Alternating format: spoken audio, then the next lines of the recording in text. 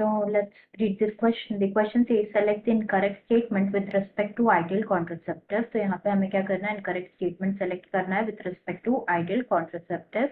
First यहाँ पे given है कि it should be user friendly. Second यहाँ गिवन है इजीली अवेलेबल होना चाहिए. थर्ड इरिवर्सिबल होना चाहिए विथ नो और लेस साइड इफेक्ट.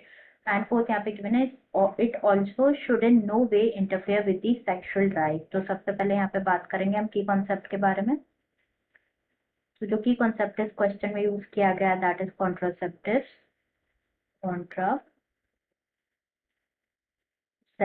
कॉन्ट्रासेप्टिव्स के बारे में अगर हम डिस्कस करें यहाँ पे, तो कॉन्ट्रासेप्टिव्स क्या होते हैं बेसिकली कि डिवाइसेस होते हैं जो कि प्रिवेंट करते हैं विच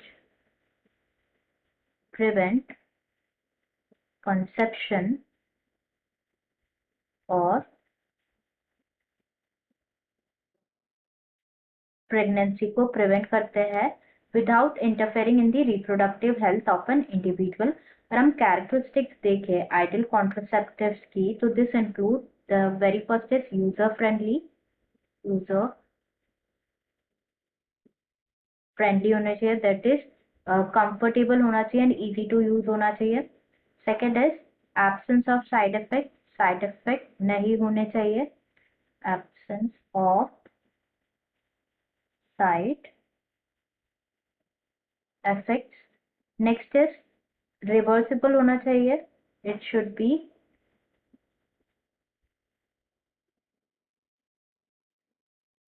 रिवर्सिबल होना चाहिए, मतलब जब when user wants to conceive it should be easy to be interrupted. And next is completely effective होना चाहिए against pregnancy. It should be completely effective होना चाहिए against pregnancy. तो यहाँ पे हम ऑप्शन चेक कर लेते हैं. फर्स्ट यहाँ पे गिवन है कि यूजर फ्रेंडली होना चाहिए, तो करेक्ट है रिगार्डिंग आइडियल कॉन्ट्रासेप्टिव, इसलिए हमारा आंसर इनकरेक्ट हो जाएगा.